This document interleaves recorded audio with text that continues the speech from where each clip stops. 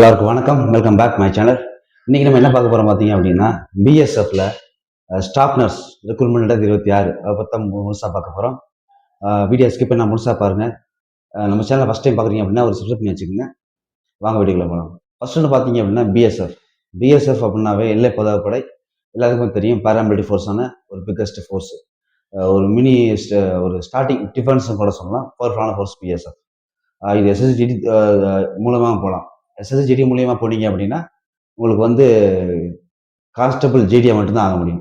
இல்லை ட்ரேட்மெண்ட்ஸ்னு தனியாக ஆள் எடுப்பாங்க. டிரைவரில் இருந்து சஃபாய் கர்மச்சாரி வரைக்கும் தனித்தனியான ஒரு குவாலிஃபிகேஷன்ஸில் எடுப்பாங்க. இதெல்லாம் தாண்டி இன்னொரு ரெக்ரூட்மெண்ட் பார்த்தீங்க அப்படின்னா நர்ஸ் ரெக்ரூட்மெண்ட், அதாவது ஹாஸ்பிட்டலுக்கு எடுக்கிற ரெக்ரூட்மெண்ட். ஹாஸ்பிட்டல்லே 2 விதமான ரெக்ரூட்மெண்ட் நடக்கும். ஒன்று மெடிக்கல் சம்மந்தமாக ஒரு ரெக்ரூட்மெண்ட் நடக்கும், தேர்வு நடக்கும்.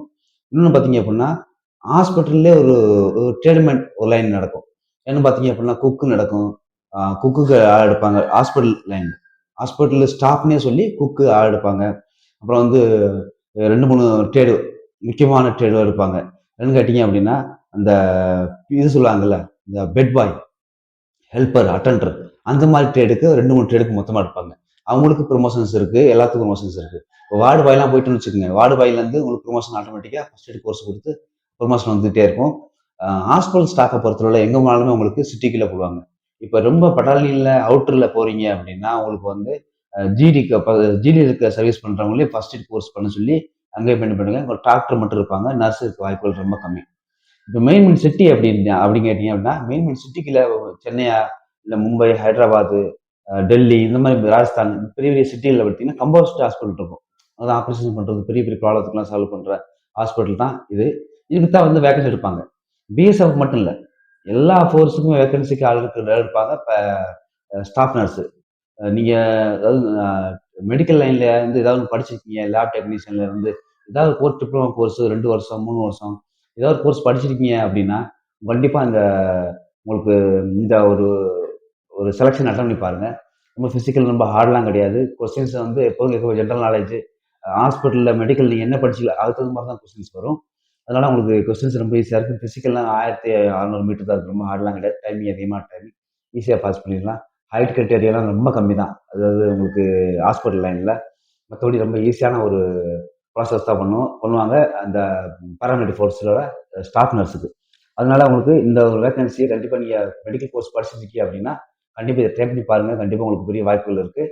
நீங்கள் ப்ரைவேட்டில் வேலை செய்கிறதுக்கு நீங்கள் போனோன்னே நீங்கள் பிஎஸ்சி நர்சிங் படிச்சிருந்தீங்கன்னாவே 4 வருஷம் கோர்ஸ் நர்சிங்கு, 3 வருஷம் 4 வருஷம் தெளிவாக தெரியல. ஆனால் பிஎஸ்சி நர்சிங் முடிச்சுனா உங்களுக்கு டேரெக்டாக எஸ்ஏ ஆகலாம், 10 வருஷத்தில் இன்ஸ்பெக்டர் ஆகலாம். அப்போ உங்களுக்கு பெரிய ஒரு வாய்ப்புகள் இருக்குது. அதனால இந்த நர்சிங் முடிச்சிருக்கீங்க, இல்லை டிப்ளமோ கோர்ஸ் ஏதாவது முடிச்சிருக்கீங்க அப்படின்னா கண்டிப்பாக நம்ம சேனலை சப்ஸ்கிரைப் பண்ணி வச்சுக்கோங்க. இல்லை நீங்கள் புதுசாக இருக்கீங்க, உங்களுக்கு வேறு உங்கள் ஃப்ரெண்ட்ஸ் யாராவது நர்சிங் முடிச்சிருக்காங்க, இல்லை வேறு ஏதாவது கோர்ஸ் முடிச்சிருக்காங்கன்னா கண்டிப்பாக நம்ம சேனலை ரெக்கமெண்ட் பண்ணுங்கள். கண்டிப்பாக உங்களுக்கு வந்து ஒரு பெஸ்ட்டான ஒரு வாய்ப்புகள் கிடைக்கும். ப்ரைவேட் வேலை செய்கிறதுக்கு கவர்மெண்ட் டியூட்டிலேயே சூப்பரான ஜாப் கிடைக்கும், அருமையான ஜாப் கிடைக்கும். என்ன ரெக்ரூட்மெண்ட் விரிவாக பார்த்துலாம். பிஎஸ்எஃப்ல ஸ்டாஃப் நர்ஸ் ரெக்ரூட்மெண்ட் 2026. இது மொத்தம் வந்து 200 ப்ளஸ் வேகன்சி சொல்லியிருக்காங்க. 200க்கு மேலே வரலாம் அப்படின்ற மாதிரி சொல்லியிருக்காங்க. இதுக்கு ஹைட் என்னன்னு பார்த்தீங்க அப்படின்னா மென்ஸுக்கு வந்து 165 சென்டிமீட்டர் கேட்டிருக்காங்க. பெண்களுக்கு வந்து 150 சென்டிமீட்டர் கேட்டிருக்காங்க. 2 தான் கேட்டிருக்காங்க. இதுக்கு கேட்டகரி வைஸாக ஓபிசி, ஜென்ரல், எஸ்சி, எஸ்டி இந்த மாதிரி கேட்டகரி வைஸாகவே உங்களுக்கு வந்து அந்த ஏஜ், அந்த ஹைட்டு ரிலாக்ஸேஷன் கிடைக்க வாய்ப்பு இருக்குது. அடுத்தது பார்த்தீங்க அப்படின்னா டேட் எப்போ போட்டிருக்காங்க பார்த்தீங்க அப்படின்னா செகண்ட் வீக் மேன்னு சொல்லி போட்டிருக்காங்க. இந்த வாரம் அடுத்த வாரத்தில் மே அப்போ இது உங்களுக்கு டேட் இஷ்யூ ஆகும், ஓப்பன் டேட்னு இருக்காங்க. க்ளோசிங் டேட் ஜூன் சொல்லியிருக்காங்க. அப்போ வந்து உங்களுக்கு மே 2nd இல்லை 3rd வீக்கில் எதிர்பார்க்கலாம். உங்களோட இந்த ஒரு ரெக்ரூட்மெண்ட் போர்டு ஓப்பன் பண்ணுற வாய்ப்புகள் வந்து 2nd மே இல்லைன்னா ஜூன் க்ளோசிங் டேட். இந்த டேட் ஓப்பன் ஆன டேட் வந்து கரெக்டாக வந்து மே 2nd வீக் இல்லை 3rd வீக் இதில் ஓப்பன் ஆகி சொல்லி மென்ஷனே பண்ணியிருக்காங்க.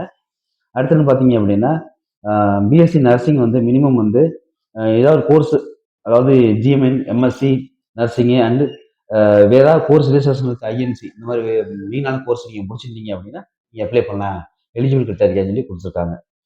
அடுத்தது பார்த்தீங்க அப்படின்னா ஏஜ் வந்து பார்த்தீங்க அப்படின்னா 21லேருந்து 35 வயசு வரைக்கும் நீங்கள் அட்டன் பண்ணலாம். இதுக்கு உங்களுக்கு இந்த ஏஜ் ரிலாக்ஸேஷன் கொடுப்பாங்க. எஸ்சி எஸ்டி ஓபிஎஸ்சிக்கு 3 வருஷமும், எஸ்சி எஸ்டிக்கு 5 வருஷமும் ஏஜ் ரிலாக்ஸேஷன் கண்டிப்பாக கொடுப்பாங்க.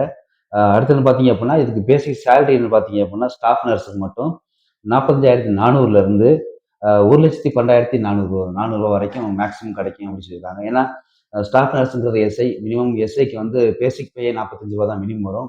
அது போக risk allowance, DPT, DA, HRA, DA இது மாதிரி ஏகப்பட்ட ஒரு எக்ஸ்ட்ரா அலோன்ஸ் கிடைக்கும். அதெல்லாம் சேர்த்து வரைக்கும் பார்த்தோம்னா நீங்கள் வந்து என்ட்ரி ஆன உடனே நீங்கள் வந்து ஜாயின் பண்ண உடனே உங்களுக்கு கிட்டத்தட்ட 45 பேசிக் பேயா உங்களுக்கு வந்து ரிஸ்க் அலோன்ஸ் நீங்கள் இப்போ லொக்கேஷனை பொறுத்து 6,000 போட்டுக்கோங்க. மித்தோடைய ஹச்ஆர்ஐ 3,000 வச்சுக்கோங்க. பேசிக்கு கிராமத்திலே இருந்தால் கூட நீங்கள் 3,000 வச்சுக்கோங்க. கிட்டத்தட்ட நீங்கள் 80,000 வாங்குவீங்க.